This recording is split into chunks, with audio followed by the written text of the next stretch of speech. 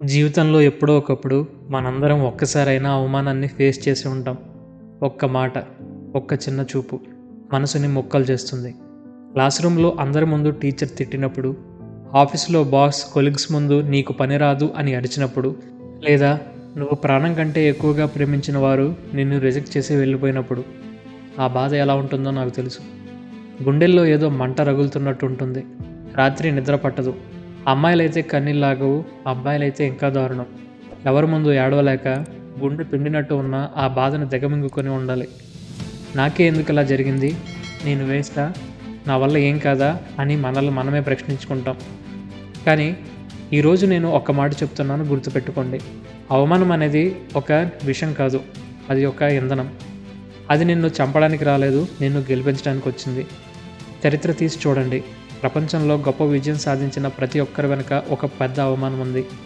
So ఈరోజు వీడియోలో అవమానాన్ని విజయంగా ఎలా మార్చాలి అని మన పురాణాలు ఏం చెప్తున్నాయి, చాణక్యుడు, కర్ణుడు, ద్రౌపది లాంటి వాళ్ళ అవమానాలు ఎలా ఎదుర్కొన్నారు అనే విషయం తెలుసుకుందాం. ముందుగా మన చరిత్రలో జరిగిన ఒక గ్రేటెస్ట్ కంబ్యాక్ స్టోరీ గురించి మాట్లాడుకుందాం. అదే ఆచార్య చాణక్యుడి గురించి. చాణక్యుడు పెద్ద అందగడేం కాదు, కానీ ఆయన జ్ఞానం అద్భుతం. ఒకరోజు మగధ సామ్రాజ్యంలో రాజా ధననందుడి దగ్గరికి చాణక్యుడు వెళ్ళాడు. రాజ్యంలో జరుగుతున్న తప్పులను సరిచేయడానికి సలహా ఇవ్వడానికి వెళ్ళాడు. కానీ ధననందుడు ఏం చేశాడు? చాణక్యుడి మాట వినకుండా ఆయన రూపాన్ని చూసి పరిహాసం చేశాడు. వీడు నాకు చెప్పేదేంటి అని రాజ్యసభ నుండి బయటికి గెంటించాడు. ఆయన జుట్టు పట్టుకుని బయటికి తోసేశాడు. అది ఎంత పెద్ద అవమానం ఒక్కసారి ఊహించుకోండి. ఒక గొప్ప విద్వాంసుడికి జరిగిన ఘోరమైన అవమానం అది. కానీ చాణక్యుడు అక్కడ కూర్చుని ఏడవలేదు. నన్ను ఎందుకు తిట్టారు అని డిప్రెషన్లోకి వెళ్ళలేదు. ఆయన లేచాడు. తనని అవమానించిన ఆ రాజభవనం వైపు చూసి తన జుట్టు ముడివేసుకొని ప్రతిజ్ఞ చేశాడు. ధననంద, నిన్ను నీ సింహాసనం నుండి దించి ఆ ప్లేస్లో ఒక సమర్థుడిని కూర్చోబెట్టే వరకు నేను నా జుట్టు ముడివేయను అని శపథం చేసుకున్నాడు. ఫ్రెండ్స్, గమనించండి. ఆయన తన ఎమోషన్ని యాంబిషన్గా మార్చుకున్నాడు. తన కోపాన్ని కసిగా మార్చుకున్నాడు. రోడ్డు మీద ఒక సాధారణ బాలుని తీసుకొచ్చి ట్రైన్ చేసి అఖండ భారతదేశానికి చక్రవర్తిని చేశాడు. ధననందుడిని ఓడించాడు. దీన్నే కన్స్ట్రక్టివ్ రివెంజ్ అంటారు. పగ తీర్చుకోవడం అంటే వెళ్ళి వాడి మీద చేయి చేసుకోవడం కాదు. నువ్వు ఎంత ఎత్తుకు ఎదగాలంటే నిన్ను తిట్టిన వాళ్ళు తలపైకెత్తి నిన్ను చూడాల్సి రావాలి. అదే నిజమైన పగ తీర్చుకోవడం అంటే. ఇప్పుడు మహాభారతం నుండి ఇంకొక ఉదాహరణ చూద్దాం. ఇక్కడ మనకు రెండు రకాల అవమానాలు కనిపిస్తాయి. ఒకటి కర్ణుడు. కర్ణుడు చాలా గొప్ప వీరుడు, కానీ జీవితం అంతా సూతపుత్రుడు అని అవమానింపబడ్డాడు. ద్రౌపది స్వయంవరంలో కూడా నేను సూతపుత్రుడిని పెళ్లి చేసుకోను అని ద్రౌపది అన్నప్పుడు కర్ణుడికి అంత బాధ కలిగి ఉంటుంది. కానీ కర్ణుడు ఏం చేశాడు? ఆ అవమానాన్ని తన బలహీనతగా మార్చుకున్నాడు. తన విలువని గుర్తించిన దుర్యోధనుడి స్నేహం కోసం అధర్మాన్ని సపోర్ట్ చేశాడు. నన్ను ఎవరు గౌరవిస్తారో వాళ్ళే నా ఫ్రెండ్స్ అనుకున్నాడు తప్ప ధర్మం వైపు నేనుంటే గౌరవం అదే వస్తుందని ఆలోచించలేదు. ఇంకోవైపు ద్రౌపది దుర్యోధనుడిని చూసి గుడ్డివాడి కొడుకు గుడ్డివాడే అని నవ్వింది. అది ఒక చిన్న కామెంట్, కానీ అది దుర్యోధనుడి మనసులో ఎంత విషం నింపిందంటే అది కురుక్షేత్ర యుద్ధానికి దారితీసింది.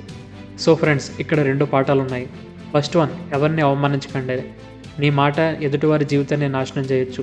ద్రౌపది అన్నది నిజమై ఉండొచ్చు, కానీ ఆ టైంలో అనాల్సిన అవసరం లేదు. రెండు, అవమానాన్ని చూసి దారి తప్పకండి. కర్ణుడిలాగా అవమానం జరిగింది కదా అని తప్పుదారిలో వెళ్ళకండి. మీ సెల్ఫ్ వర్త్ని ఎవరూ డిసైడ్ చేయకూడదు. మీకు ఎవరైనా నువ్వు పనికిరావు అని అంటే అది వాళ్ళ అభిప్రాయం మాత్రమే, అది నీ రియాలిటీ కాదు. గుర్తుపెట్టుకోండి, పండ్లున్న చెట్టు మీదకే రాళ్ళు పడతాయి. నువ్వు ఎదుగుతున్నావు కాబట్టి నిన్ను కామెంట్స్ చేస్తున్నారు. ఆ విషయంలో హ్యాపీగా ఫీల్ అవ్వండి. చరిత్ర అయిపోయింది, ఇప్పుడు ప్రజెంట్లోకి వద్దాం. ఈరోజు నీకు ఆఫీసులో, కాలేజీలోనో అవమానం జరిగితే ఏం చేయాలి? డైరెక్ట్గా 3 స్టెప్స్ చెప్తా. వీటిని గుర్తుపెట్టుకోండి, పాటించడానికి ప్రయత్నించండి. ఇంకొక విషయం, మనిషి చేసే ప్రతి పనికి సమయస్ఫూర్తి అవసరం. ఏది ఎప్పుడు ఎక్కడ ఉపయోగించాలని తెలిసి ఉండాలి. అప్పుడే ఈ 3 స్టెప్స్ ఉపయోగపడతాయి. ఎవరైనా నిన్ను తిట్టిన వెంటనే రియాక్ట్ అవ్వకండి. మనం పురాణాల్లో చూస్తే శివుడు విషాన్ని గొంతులో నింపుకున్నాడు, బయటికి కక్కలేదు, లోపలికి మింగలేదు. అలాగే కోపం వచ్చినప్పుడు జస్ట్ పాజ్, అలా ఉండండి, ఏమి అనొద్దు, ఒక స్మైల్ ఇవ్వండి. మూర్ఖుడికి మౌనమే అతిపెద్ద సమాధానం. నువ్వు రియాక్ట్ అయితే వాడు గెలిచినట్టు, వాడు ఇంకా ఎక్కువ రియాక్ట్ అవుతాడు, అక్కడ గొడవ జరుగుతుంది తప్ప అది సర్దు మనగదు. నువ్వు మౌనంగా ఉంటే ఆ మాట వాడికే రిటర్న్ అవుతుంది. సెకండ్ది, అనాలిసిస్. ఇంటికి వచ్చాక ఆలోచించు, వాళ్ళ అన్నదానిలో నిజముందా లేదా అని.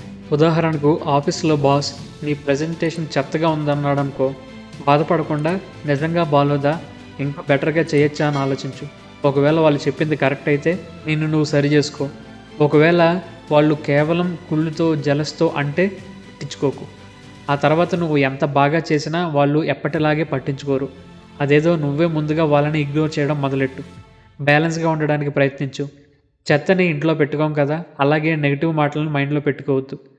ఇక స్టెప్ 3, మ్యాసివ్ యాక్షన్, పనితో సమాధానం. ఇది చాణక్యుడి పద్ధతి. నీ సక్సెస్ ఎంత గట్టిగా ఉండాలంటే ఆ శబ్దం వాళ్ళకి వినబడాలి. నిన్ను రిజెక్ట్ చేసిన అమ్మాయి లేదా అబ్బాయి ఫ్యూచర్లో నీ సక్సెస్ చూసి అయ్యో నేను వదులుకొని తప్పు చేశానే అని అనుకోవాలి. గుర్తుపెట్టుకోండి, ఒకసారి మిమ్మల్ని రిజెక్ట్ చేసిన వాళ్ళపై సాఫ్ట్ కార్నర్ అస్సలు ఉండకూడదు. ఆ సాఫ్ట్నెస్ మన పంచితం అనుకుంటాం, కానీ అది మన వీక్నెస్. నిన్ను వద్దు అనుకున్న వాళ్ళు కారణం ఏదైనా నీకు వాల్యూ ఇవ్వరు. నిన్ను తీసేసిన కంపెనీ మనం ఒక డైమండ్ని మిస్ చేసుకున్నామని ఫీల్ అవ్వాలి. నిన్ను మిస్ చేసుకున్న అమ్మాయి లేదా అబ్బాయి మనం ఒక మంచి మనిషిని మిస్ చేసుకున్నామని ఫీల్ అవ్వాలి. నిశ్శబ్దంగా కష్టపడితే నీ విజయం శబ్దం చేయాలి. అడవిలో సింహం నడుస్తుంటే ఎన్నో కుక్కలు మరుగుతాయి. సింహం వెనక్కి తిరిగి ప్రతి కుక్క మీద అరుస్తుందా? లేదు కదా. అది తన దారిన అది వెళ్ళిపోతుంది. ఎందుకంటే దానికి తెలుసు అది రాజు అని. నువ్వు కూడా అంతే. సొసైటీలో ఎవరో ఏదో అంటారు, రిలేటివ్స్ ఏదో అంటారు, పక్కింటి వాళ్ళు ఏదో అంటారు అని ఫీల్ అవ్వకు. వీడు ఇంకా సెటిల్ అవ్వలేదా, వీడు ఎప్పట్లానే ఇంట్లో ఉంటాడా అని వాళ్ళని అననివ్వండి. వాళ్ళ పని మాట్లాడడం, మీ పని గెలవడం. స్వామి వివేకానంద ఒక మాట అంటారు, లేవండి, మేల్కొండి, గమ్యం చేరే వరకు విశ్రమించకండి అని. మధ్యలో ఎవరేమన్నా ఆగొద్దు. నీ ఫోకస్ అంతా నీ లక్ష్యం మీద ఉండాలి, లోకం మీద కాదు. ఎప్పుడైతే నిన్ను నీ వల్ల కాదు అంటారో అప్పుడే నీలో ఉన్న పట్టుదలను బయటికి తీ. వాళ్ళు తప్పు అని ప్రూవ్ చేయి, మాటలతో కాదు ఫలితాలతో. చివరిగా ఒక మాట, అవమానాలు అనేవి గాయాలు కాదు, అవి నీ విజయానికి పడిన పునాదులు. ఈరోజు నిన్ను ఎవరైతే జీరో అన్నారో రేపు నీ సక్సెస్ చూసి హీరో అని చప్పట్లు కొట్టాలి. అలాంటి ఒక రోజు వస్తుందని నమ్ము, ఖచ్చితంగా వస్తుంది. నీ మీద నీకు నమ్మకం ఉంటే ప్రపంచంలో ఏదీ నిన్ను ఆపలేదు. సో ఈ రోజు నుంచి ఏడవద్దు, ఆగిపోవద్దు. ఆ అవమానాన్ని ఇంధనంగా మార్చుకోండి, మంటలా రగిలిపోండి. ఈ వీడియో మీకు కనెక్ట్ అయితే కామెంట్ సెక్షన్లో ఐ విల్ విన్ అని టైప్ చేయండి. మీకు జరిగిన ఫస్ట్ ఇన్సల్ట్ని బెస్ట్ సక్సెస్గా మార్చుకోండి. మరొక మంచి వీడియోతో మళ్ళీ కలుద్దాం. జై హింద్.